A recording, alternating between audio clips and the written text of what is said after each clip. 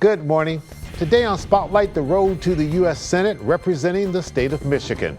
The incumbent, Gary Peters. His Republican major party political candidate opponent, John Edward James. He's a retired combat veteran and self-described pro-business conservative. We'll check in with him this morning. And later, an update on how absentee mail-in balloting is progressing with Michigan Secretary of State, Jocelyn Benson. It's Sunday, October the 4th. I'm Chuck Stokes, and this is Spotlight.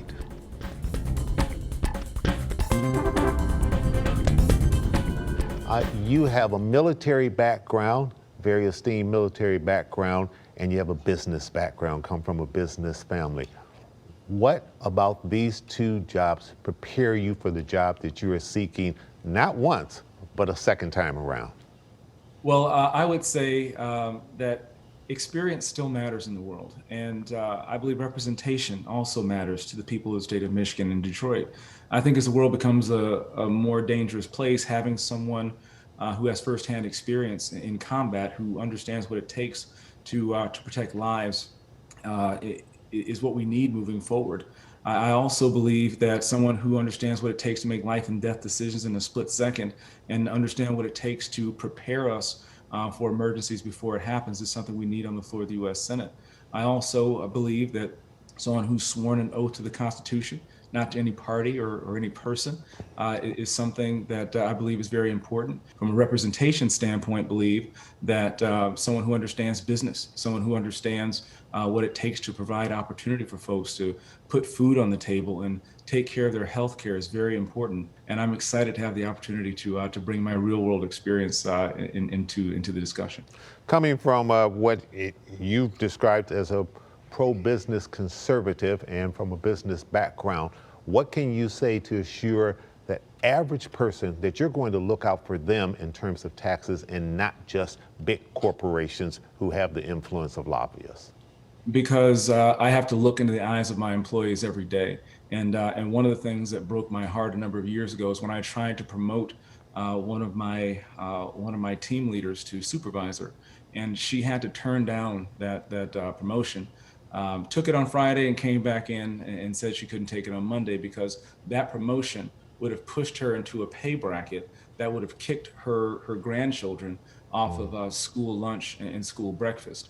Understanding that people are in many cases disincentivized from pursuing greater because there are people who are in the bureaucracy legislating and regulating people's lives and never run businesses before and are not accountable to the people. I think we need to look specifically at healthcare, look specifically at childcare, look specifically at education and entrepreneurship, look at transportation and why we're living in communities that haven't looked like they've changed for the better in decades. We need to have somebody who looks at this and is willing to change that on day one. Sure. Let's take health care, a major concern for people.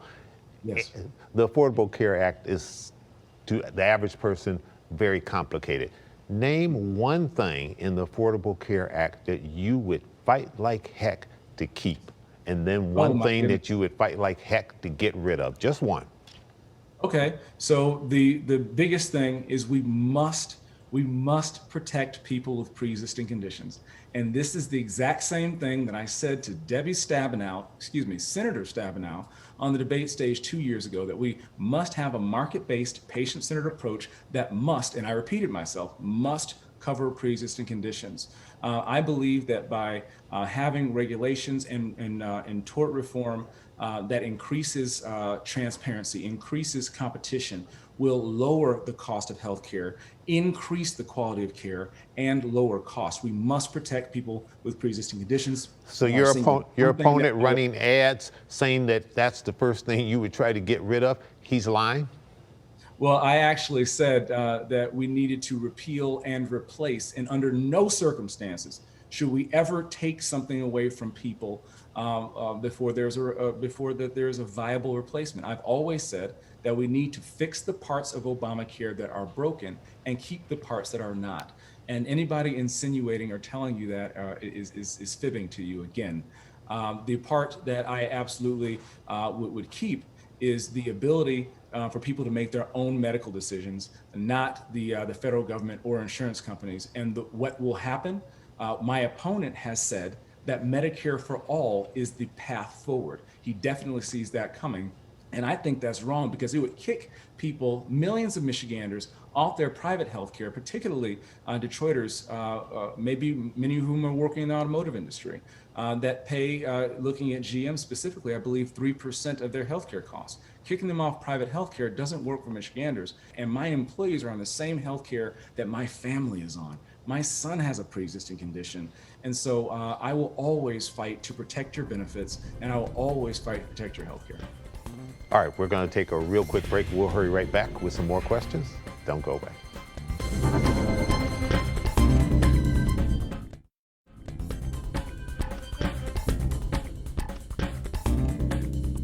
One quick question about healthcare. COVID-19, when you and your family go out, do you wear your mask? Yes, my mom is what they call a COVID conservative, and we've always done everything we can to protect folks who are vulnerable. I believe that wearing a mask is just not just polite and courteous, but I believe it's the safest solution for folks who you may not know have underlying conditions. We should continue to do everything we can to address both the physical health crisis caused by COVID and also the economic crisis caused by COVID. What is something that if you get elected and you go to Washington that you will try to champion for the auto industry, which of course is the largest employer in this state? We need to make sure that we have free but fair trade, reciprocal trade deals, to make sure that we can expand and open markets across the world for American-made goods. My company, one of our lines of business is we export American-made parts, UAW-made parts. We export those to places like China.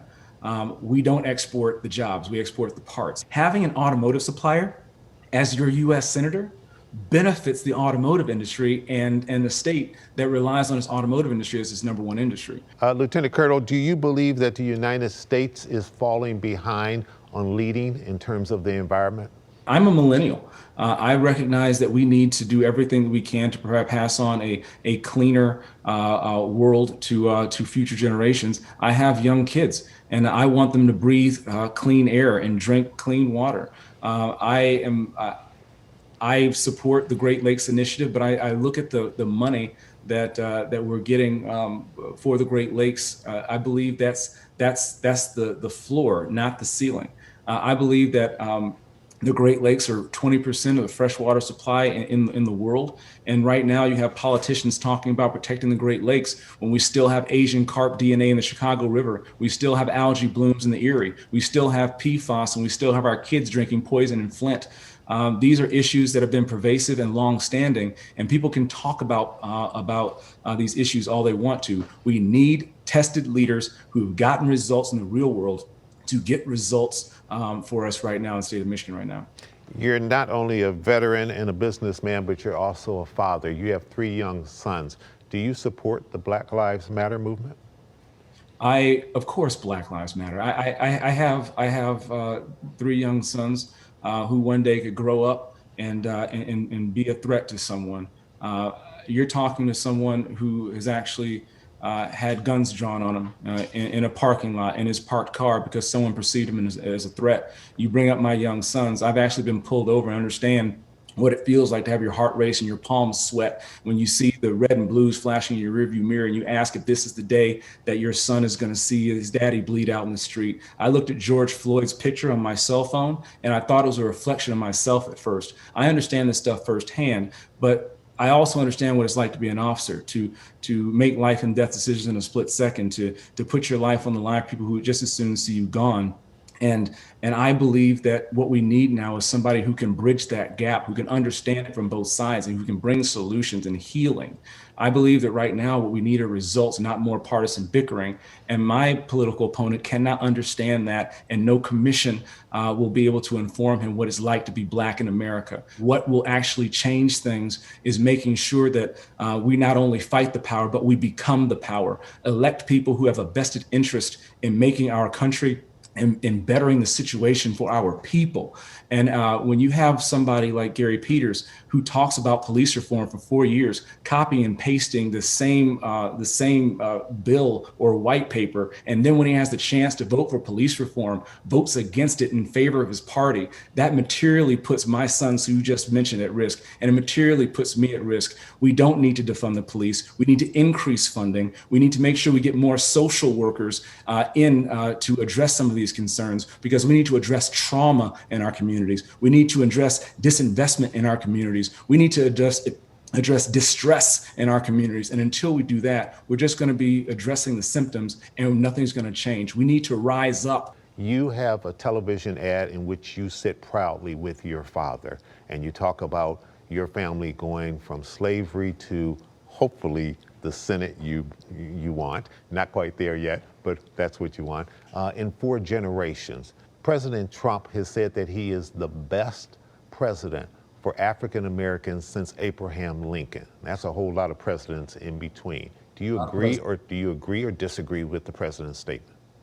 I believe that the policies of increasing access to opportunity and tearing down barriers to opportunity, the same path that my father tried to lead when he grew up across the street from Mississippi State University in Starkville, Mississippi, and couldn't go there because he was Black, and being able to work his way into the business that he was able to take from good and we were able to make great, creating the environment from a tax and regulatory standpoint where a young man like my father could start a company with 1 truck, 1 trailer, and no excuses, because the Lord chose to bless us through the avenues of education and entrepreneurship. I understand all that. Let me redirect. Very simple question. Do you agree or disagree with the president's statement that he has been the best president for African Americans since Abraham Lincoln? Yes or no?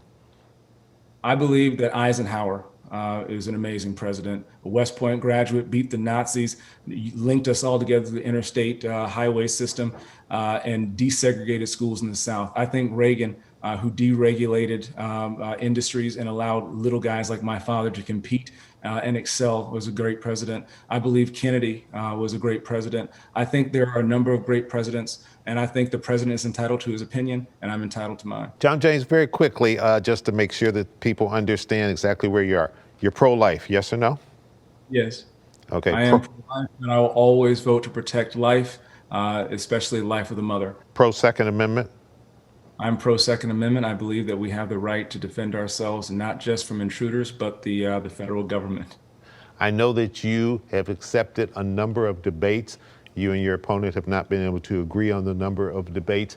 Let me ask you sort of a futuristic question, because anytime you're a challenger, you want to accept a lot of debates. But if you get elected and you become the next senator, then incumbency goes into place. 6 years from now, can you tell us on this program today that you would debate a number of times as the sitting senator, not just on stations that may not have the same reach that commercial stations would have? I believe it is a duty of a United States senator to account to the people of the state of Michigan, his constituents, more than once every election cycle.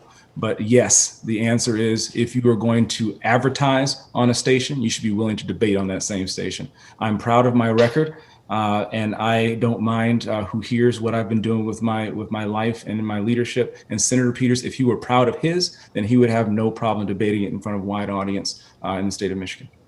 Final question. Whoever wins on November 3rd, and it may be a few days after that before we get the final toll, whoever wins, would you, and if you win, as then the incoming senator, would you advise that individual for a peaceful transition and respecting the vote and wishes of the voters? Of course, that is what makes our country special and great. And I think that the winners have an awesome obligation to make sure they show grace, and those who fall short because the people have decided should do everything they can to help heal and bring this nation together. I joined the military to do everything that I could to stand with my brothers and sisters, regardless of their race, color, creed, or political party, to hold this nation together. And I hold our Constitution very dear. And I believe in that is a leader's ability and duty to make sure we heal this nation, move forward, and accept the results of a fairly and duly voted election. John E. James, thank you so much for joining us today on Spotlight. Good luck on the campaign trail. Thank you. God bless. We hope to bring you a similar conversation with Senator Gary Peters on an upcoming Spotlight. Coming up, Madam Secretary Jocelyn Benson. We'll be right back.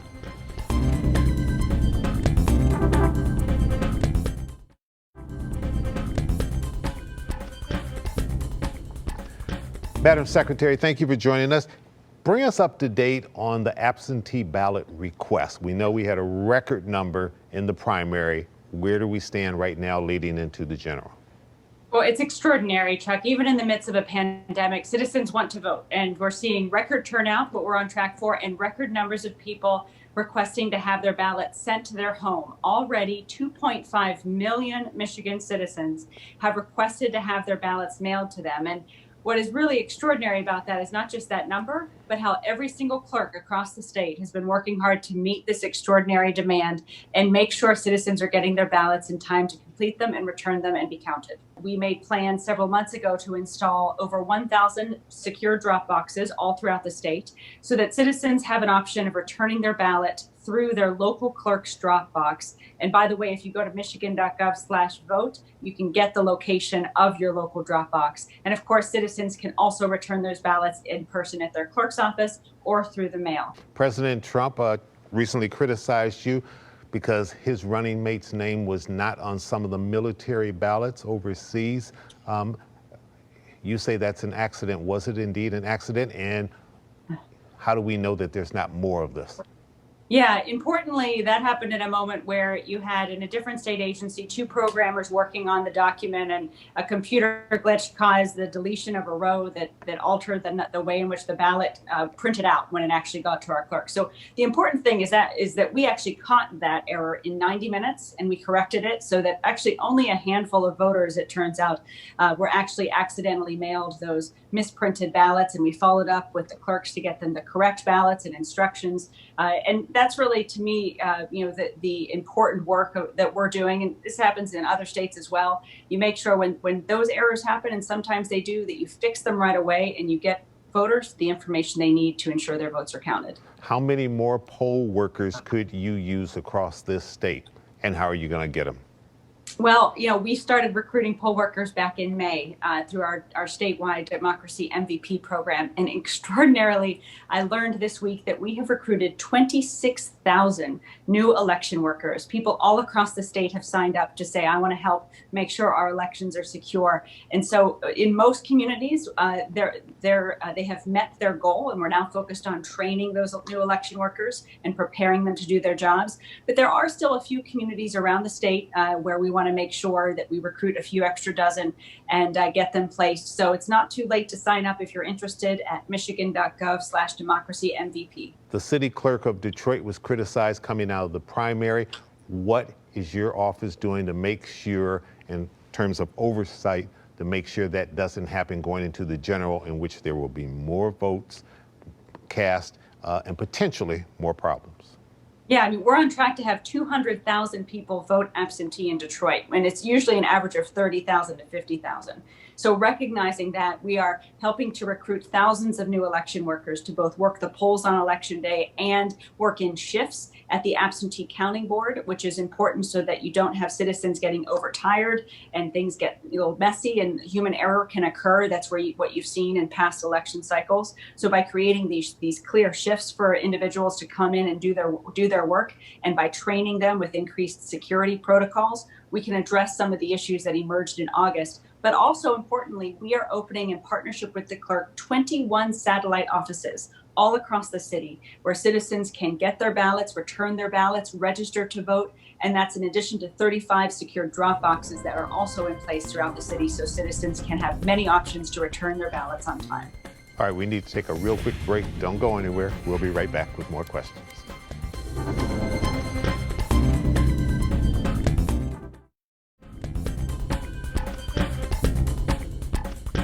Madam Secretary, let's talk a little bit about Unlock Michigan.